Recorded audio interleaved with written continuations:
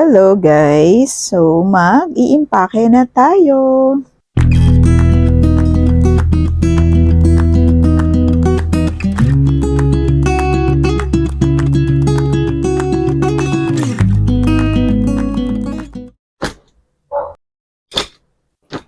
So ayan na guys, ito na. Ito na ang dadalhin ko papunta ng Bangkok.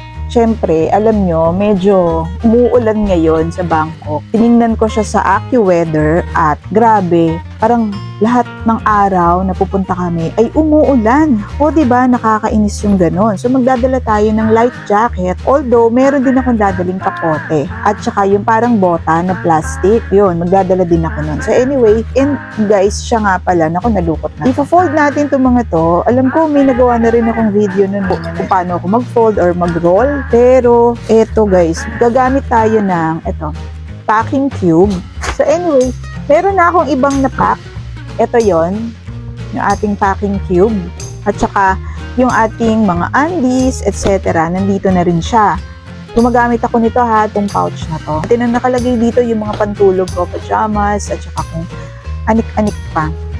So yan. So, mag-pack na tayo. Tignan nyo naman sobrang luma na ng aking packing cube. Tingnan natin kung kakasya lahat itong mga damit ko. Ang trip namin ay just 5 days. So, ang dinala kong damit ay good for 4 days. Guys, itong jacket, kasi magbabaon lang ako ng shawl sa eroplano. Lalagay ko siya doon sa hand carry. Ang nga pala guys, kung makikita nyo, small lang to. This is just a small maleta. Ang gagawin ko, lalagay ko yung mga damit ko muna dito sa maliit na maleta, sa small maleta na usually ay pwede siya sa hand carry. Pero hindi ko siya yung hand carry, ilalagay ko siya sa loob ng malaking maleta. Papakita ko na lang din dyan kung ano itsura ng malaking maleta ko. Medium size maleta yon. Para pag uwi ko, kasi 20 kilos naman yung allowance eh. So pag uwi ko, meron akong maleta na para sa pasalubong, ganyan. Tapos magdadala ako ng backpack na para sa aking hand carry. Doon ko ilalagay ito. Tapos, ito guys, yung aking damit na gagamitin. Ako lang ba guys, or kayo din, ay nag-e-excel? Gumagamit ba kayo ng Excel kapag nag-aayos ng mga outfit pag umaalis? Tama ba na ganito? Sige, ganito na lang gawin natin dyan para madali. Ayan. Ay, tingnan natin kung pwede. Yan. O, diba? O, sakto. Pwede, diba? Lagay muna natin siya dito.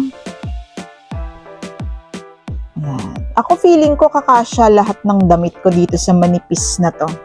I think so. Tapos, magbabaon ako ng t-shirt. Actually, alam nyo guys, pinag-iisipan ko kung magbabaon ako ng extrang t-shirt kasi baka doon na lang ako bumili. Na yung gagamitin ko kapag, kunyari, napawisan ka lang ng sobra, ganyan, sobrang pawis na, di ba? Parang mas okay na may extra kang t-shirt. Ayan guys, so ganito gagawin ko dito, di ba? Pwede rin naman na ganituhin ko na, or ganyan. Ano ba yan? Hindi makapag-desisyon kung paano ba? I-roll natin, siguro, pag magandang pagkakataon, kailangan na siyang i-roll. At lagay natin siya dito. O, diba? O, ayan, naka-roll. And then next, I have a shorts. Kasi, syempre, generally speaking, mainit sa Thailand. Kahit umuulan, mainit daw doon. Actually, second time ko palang magka-Thailand at yung first time ko ay nakalimutan ko na.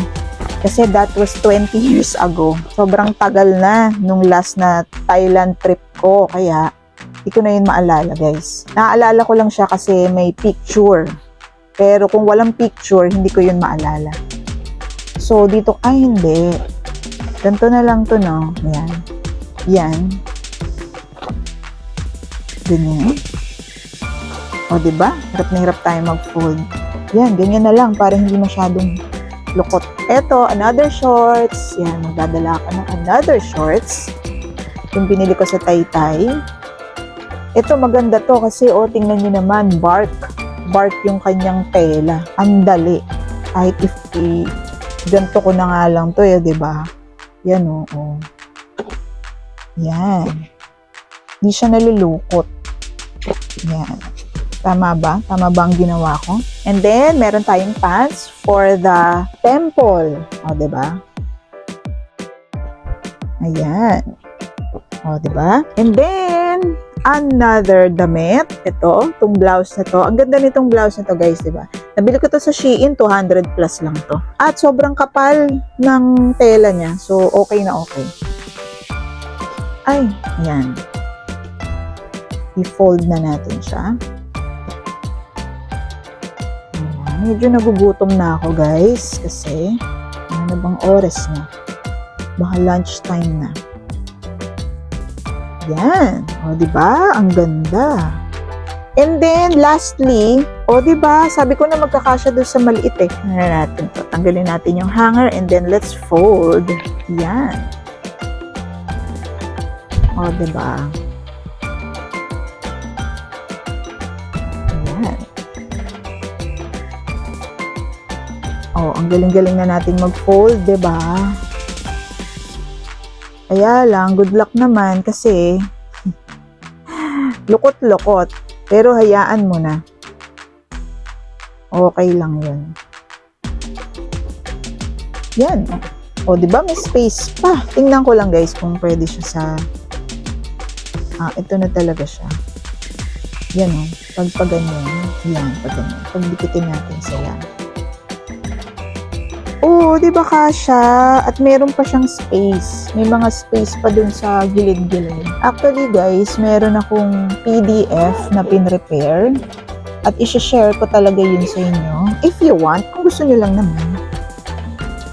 Para kung ano yung travel checklist natin for hand carry and check-in luggage. Oo, di ba? Ang ganda. Oh, ayun na. Ready na. Ready to go na ako. O, ito, dito na to. Kasya ba siya dito? Ay, hindi kasya. Ayan, medyo, ay, hindi, wait lang. Yan, ganyanin natin. Yun. Yan. Para may nakaano. Yan, o, diba? Actually, may mga space pa nga, eh, pero, sige na. Ayun. O, diba guys? O, okay na. Okay na tayo dito sa side na to. Maluwag pa nga. So, dito naman ang lalagyan natin, which would be our toiletries, cosmetics, skincare, etc. Next naman na kailangan nating dalhin, or ako, kung gusto ko siyang dalhin dun sa aking small bag, ay ito na, dito na tayo sa miscellaneous. So, syempre, meron tayong eye drops. Ito, nabili ko to sa Japan. Malapit na nga maubos eh. Titingnan ko kung meron sa, sa Bangkok. So, inhaler. Ito yung sinasabi ko na inhaler. Ayan. Galing din to ng, ng Bangkok. Bigay lang din sa akin to. And then, paracetamol. Yung paracetamol, guys, syempre kailangan meron tayong baon nun kasi baka mamaya, baka sumakit ang ulo natin or meron tayong kasama na sumakit ang ulo. Tapos, Gaviscon. Meron talaga ako nun. Nag-GERD kasi ako. Ito talaga yung gamot ko. Tsaka mabilis siya kasi liquid. Next is cologne. Naka-specify talaga na 100 ml dapat ha, kasi since ilalagay natin siya sa hand carry dahil nasa bag lang natin siya, hindi pwede pag more than 100. Hanggang 100 ml yung maximum na pwedeng ipayagan sa mga bags, small bags natin or even sa mga hand carry luggages natin.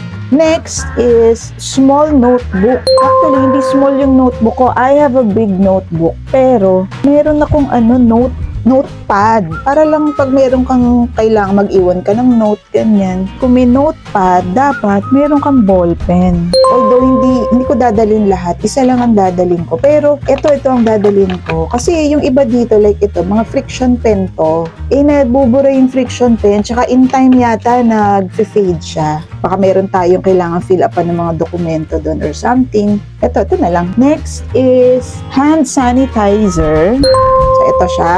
Next is wet wipes. Madami tayong wet wipes. And inflatable neck pillow. Ilalagay ko na lang yung itsura ng inflatable neck pillow natin. And shawl. Magdadala ako ng shawl for the airport at saka sa aeroplano kasi ayoko kasi magdala ng jacket. So, next is the power bank. Siyempre, dapat nasa hand carry natin ito kasi Una-una, ang power bank hindi pinapayagan sa check-in luggage. So, ito yung aking power bank. Asus din na power bank na 10,000 mAh. So that is how I pack my luggage. If you wish to have a copy of my travel checklist, you may reach me at my email address in the description box down below. I hope you enjoyed watching, and if you did, please give it a thumbs up, share, and comment. If you haven't subscribed yet, I hope you consider subscribing. Thank you for watching.